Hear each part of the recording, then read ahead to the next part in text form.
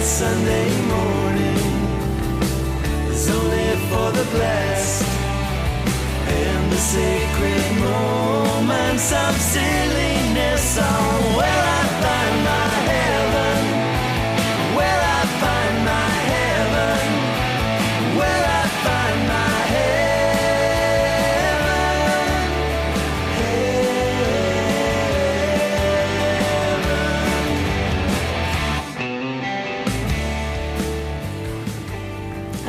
I'm very fond of Archie.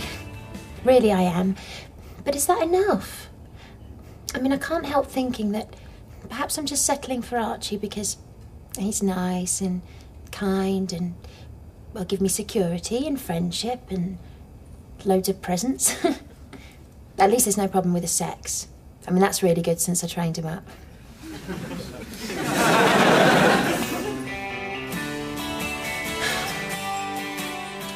What is it, 44, 46? 38. 38? I made a mistake. Well, I'll measure it again. I'm not so tight, you're cutting off the circulation to my nipples. Yeah, you're right, I did make a mistake. It's 37. There's something wrong with your tape measure, mate.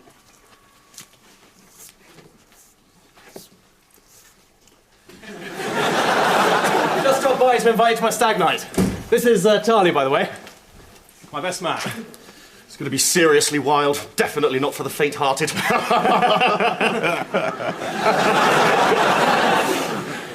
Archie, an ant just crawled out of your nose. Oh, damn, the bugger's still coming out. Hey, there goes another one. Cool. Snorted a great long line of them this afternoon.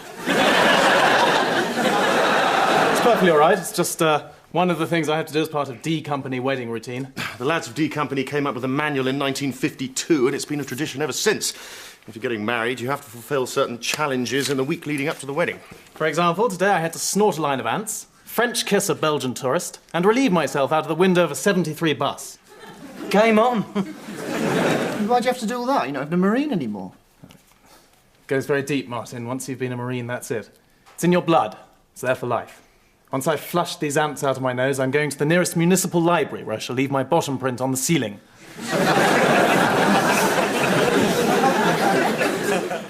Thanks for agreeing to give me away, Martin. I'm honoured.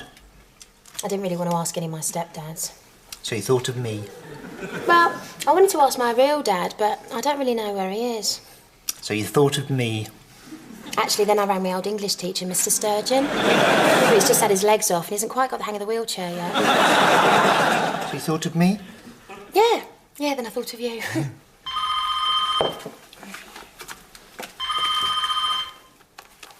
Hello? It's Matt on his mobile calling from his bedroom. He said, can you do him another couple of pancakes before you go to work? Tell him I've gone. OK. I'm sorry, Matthew. Martin's already left for work.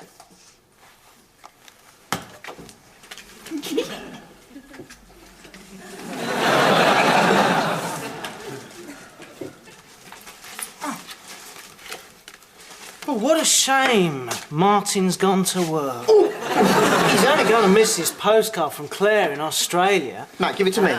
Dear Martin, Shane and me are having a lot of shags on Shane's surfboard. Baby Rosie's doing fine. I haven't seen her for a while, but she was having a great time playing with the dingoes the last time I saw her. What does he really say? I couldn't read her writing. She's got married. Shane. It was a spur-of-the-moment thing. I'm sorry to spring it on you like this. Rosie sends her love. Oh, God, Mark, are you OK? I'll never be able to look at another koala bear again.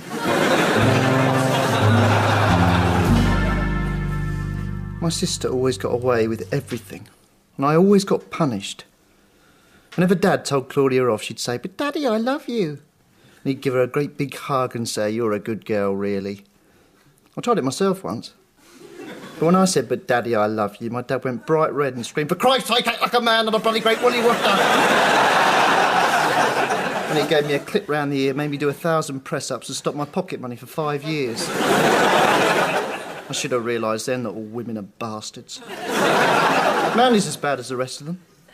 Still, if Archie wants to marry her, it's his lookout.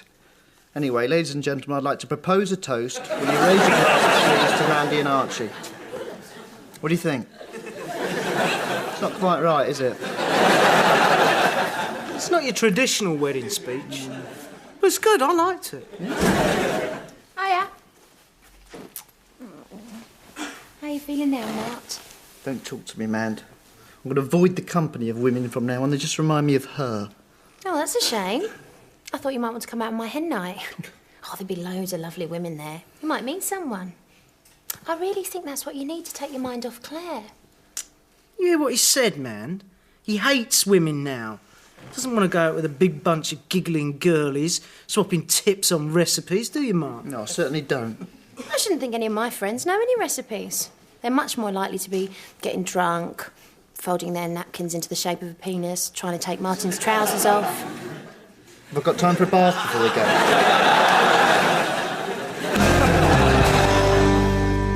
So how are the challenges going? Tough.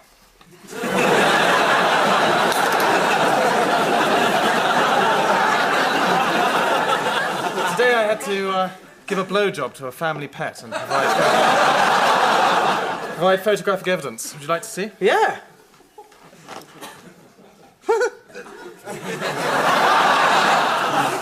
Odd sensation, but not unpleasant, and Beryl seemed to quite enjoy it.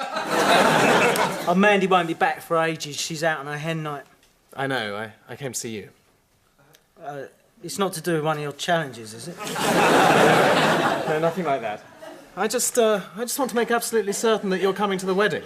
Well, I've accepted my invitation, haven't I? Yes, I know, but Mandy seemed to think that she probably wouldn't turn up. The thing is, I've noticed that Mandy gets terribly upset every time the subject of the wedding is mentioned, and, well, I'm not the most sensitive, brightest chap in the world, but it doesn't take a genius to work out that Mandy's worried because she thinks you won't be coming. Well, I'm like a brother to her. So you'll come? It's not that I don't want to come, Archie. I do want to come. Problem is, I can't. Why not? Don't have to explain it to you. Got this problem, right? It's personal, private. It's to do with my kidneys. Can't go to the wedding, end of story. Mandy told me that your parents died in a car crash and that ever since you've suffered from agoraphobia. Agoraphobia? What do you think I am, some sort of girl? I had a similar thing after a tour in Northern Ireland. Saw a couple of muckers splattered against a wall. Couldn't face daylight for 6 months. Post-traumatic stress disorder, they call it. Didn't make me feel any better to know its name. Look here. I know it's a bit odd to talk about feelings to another chap, but sometimes it helps to know that someone else understands. So if you want to talk about it...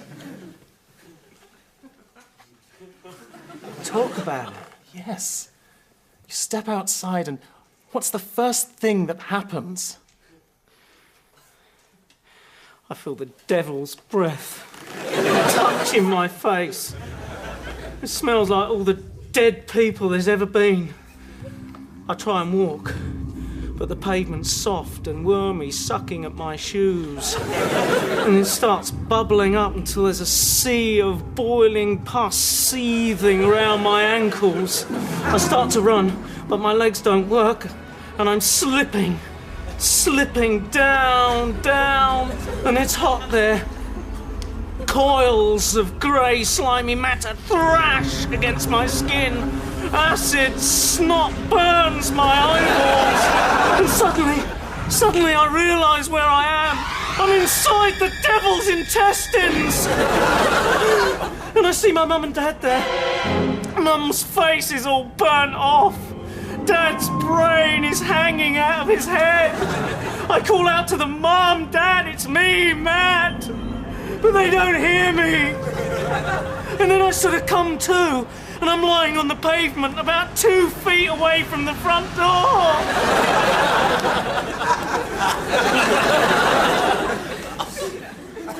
I'm insane, aren't I? Good Lord, no, that all sounds absolutely normal to me.